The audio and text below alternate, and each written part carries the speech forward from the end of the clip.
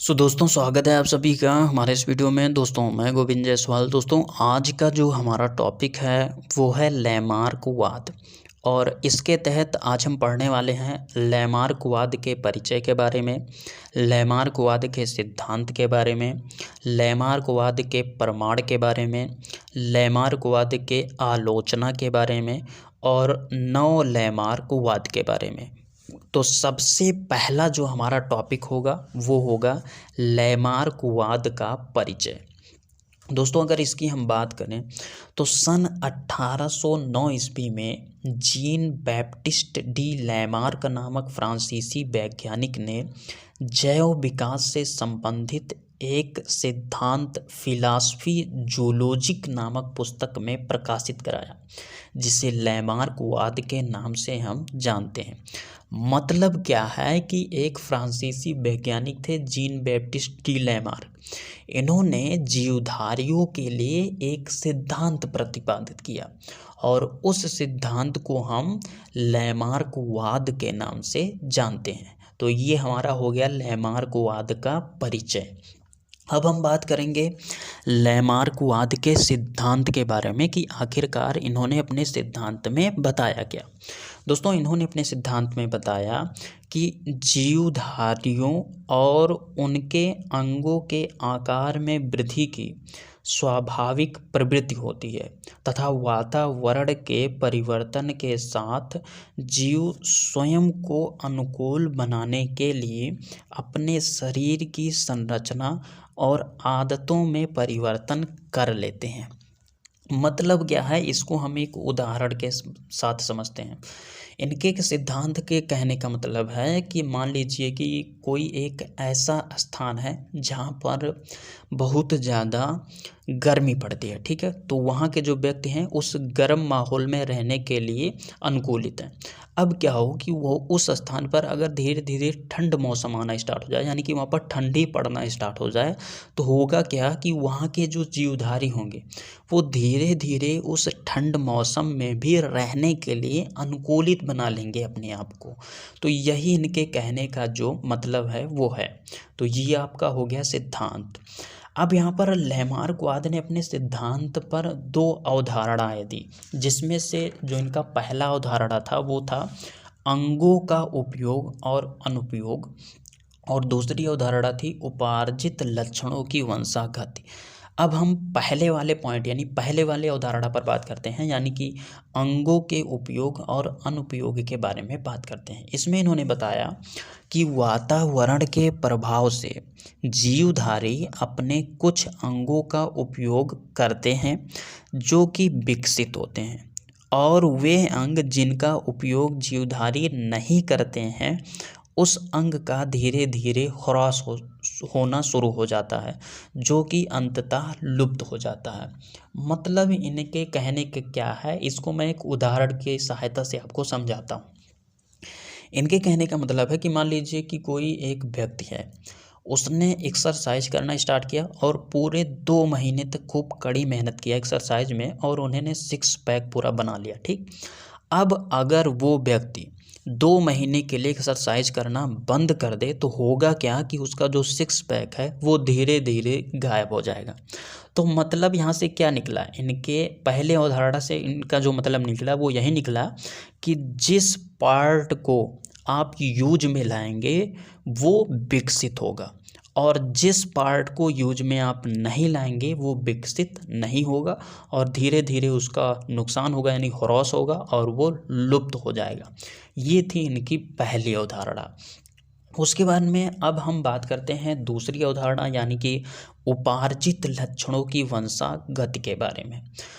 तो अगर हम बात करें इस अवधारणा की, तो इसमें इन्होंने बताया कि उपार्जित लक्षण अर्थात वातावरण से प्रभावित लक्षण उसकी संतानों में पहुंच जाते हैं तथा धीरे धीरे वह एक प्रजाति बन जाती है, मतलब क्या है इनके कहने का, सबसे पहले तो आप समझिए कि उपार्जित लक्षण क्या है। उपार्जित लक्षण का मतलब ये है कि जैसे कहीं का जो वातावरण है वो कुछ, जैसे मान लीजिए कि ठंड का वातावरण है, तो वहाँ पर क्या हो कि अचानक से गर्मी पड़ने लगे, तो वो जो वहाँ पर वहाँ के लोगों में जो या वहाँ के जीवधारियों में जो लक्षण आएंगे, वही जो लक्षण होंगे वातावरण के कारण जो लक्षण होगा वही कहलाता है उपार्जित लक्षण। ठीक है। तो अब इनके कहने का सीधा मतलब है कि जैसे उदाहरण के तौर पर अगर हम बात करें तो मान लीजिए कि कहीं पर क्या हुआ कि बहुत ज़्यादा गर्मी पड़ती है। ठीक। अब गर्मी पड़ती है किसी स्थान पर, तो वहाँ के जीवधारी जो हैं वो काले रंग के होते हैं। ठीक। तो हो क्या कि अगर वहाँ पर गर्मी पड़ना बंद हो जाए और धीरे धीरे धीरे धीरे वहाँ का मौसम ठंड होने लगे, तो होगा क्या कि धीरे धीरे व्यक्ति क्या होंगे, गोरा होना स्टार्ट हो जाएंगे। और जब वहाँ का जो पूरा वातावरण है वो पूर्ण रूप से ठंडा वातावरण हो जाए, और उसके बाद में कई सालों कई वर्षों के बाद में क्या होगा कि वहाँ की जो आने वाली पीढ़ियाँ हैं वो क्या करेंगी कि उनके जो संतानें उत्पन्न होंगी वो अब गोरे रंग के उत्पन्न होंगे। तो ये इनके कहने का मतलब था। तो ये आपका हो गया दूसरा, उपार्जित लक्षण की वंशागति।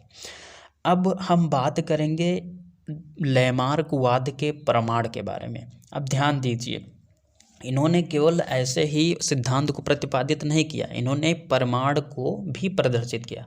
तो ध्यान दीजिए, इन्होंने अपने प्रमाण में क्या किया कि जो आपकी अफ्रीका के जिराफ होते थे, अफ्रीका के जिराफ होते थे, तो बहुत वर्षों यानी सदियों पहले क्या होता था कि अफ्रीका में वहाँ की जो अफ्रीका का जो वातावरण था वहाँ पर घास फूस, पेड़ पौधे, हरे घास फूस मतलब बहुत सारे हुआ करते थे। ठीक।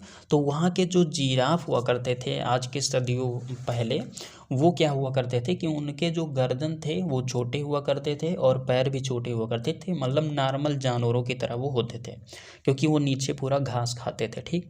लेकिन हुआ क्या कि अफ्रीका में धीरे धीरे वातावरण में परिवर्तन होना स्टार्ट हो गया, और वहाँ का जो माहौल था, वहाँ का जो वातावरण था वो धीरे धीरे रेगिस्तान में बदलना स्टार्ट हो गया। मतलब कि वहाँ का जो घास फूस थे, हरे जो पेड़ पौधे छोटे थे, वो सारे क्या हुए, लुप्त हो गए, और धीरे धीरे वो रेगिस्तान के रूप में परिवर्तित हो गया, वहाँ का वातावरण ही पूरा चेंज हो गया। तो ऐसे कंडीशन में हुआ क्या कि वहाँ जो रेगिस्तान में जो वहाँ के जिराफ थे अफ्रीका के, वो जिराफ नीचे जब भोजन पाना बंद हो गया तो वो क्या करने लगे कि जो बड़े बड़े पेड़ होते थे उन पेड़ के पत्तियों को खाना पड़ता था उनका, तो वो धीरे धीरे अपने जो मुख था उसको ऊपर कर कर कर भोजन को खाना स्टार्ट किए। और इसके कारण से क्या हुआ कि धीरे धीरे धीरे धीरे इनके जो गर्दन हो गए और आगे के जो दो पैर हो गए वो धीरे धीरे बढ़ने स्टार्ट हो गए। और जब धीरे धीरे वो बढ़ने लगे तो बहुत सारे सालों के बाद, मतलब सदियों बाद, ऐसा नियम वहाँ का हो गया कि जिराफ के जो आने वाले बच्चे थे, यानी कि जो उनसे उत्पन्न बच्चे होते थे, वो जब पैदा होते थे तो उनके गर्दन और आगे के पैर ऑलरेडी बढ़े हुए होते थे। तो ये एक उदाहरण इन्होंने यानी कि प्रमाण अपना एक दिया। तो ये तो आपका हो गया लैमार्कवाद का। अब हम बात करेंगे लैमार्कवाद के आलोचना के बारे में।